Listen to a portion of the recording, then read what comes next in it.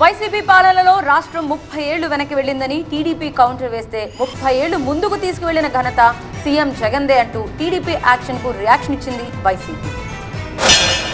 మన ముగ్గురు మూడు పార్టీల తాలూకా బలాలు చేకూరిస్తే ఏ పార్టీకి కూడా గెలిచే అవకాశం ఈ శ్రీకాకుళం జిల్లాలో లేదు. వైసీపీ రహిత ఆంధ్రప్రదేశ్ రాష్ట్రాన్ని మనం తయారు చేయాలి.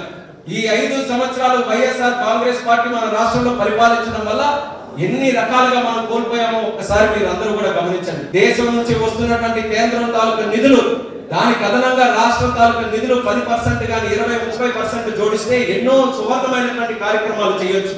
కానీ అది కూడా చేసే ప్రసక్తిలో ఈ ప్రభుత్వానికి లేదు. రివర్స్ ఇంజిన్ పెట్టి మన తాలూకా రాష్ట్రాన్ని వెనక్కి వెళ్లే విధంగా ఈ రోజు 20-30 సంవత్సరాలు వెనక్కి వెళ్ళిపోయే పరిస్థితి వచ్చింది. అందుకనే మన రాష్ట్రానికి డబుల్ ఇంజిన్ సర్కార్ మళ్ళీ తీసుకొని రావాలి. ఆయన విడిచిపెట్టేపాటు 30 ఏళ్ళు వెనక్కి పెట్టించాడు, మళ్ళీ 30 ఏళ్ళు ముందుకు తీసుకెళ్ళాడు. రామ్మోహన్ నాయుడు చిన్న అబద్ధాలు మాట్లాడు, పెద్ద అబద్ధాలే మాట్లాడతారు. 7 ఎమ్మెల్యే సీట్లు గెలుస్తాము, ఎంపీ సీట్ కూడా గెలుస్తాం, రికార్డు బ్రేక్ చేస్తాం. ఈసారి ఏంటి ఇచ్చేది మాట?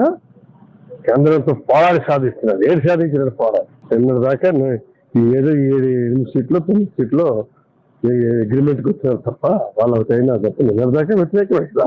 ఏంటి ఏంటి ఏంటి పోరాడి సాధించినాడు? ఏంటి సాధించారు చెప్పాలండి. ఎక్కడ సహకరించినట్టు సీట్ల కోసం సాధించుకున్నారా?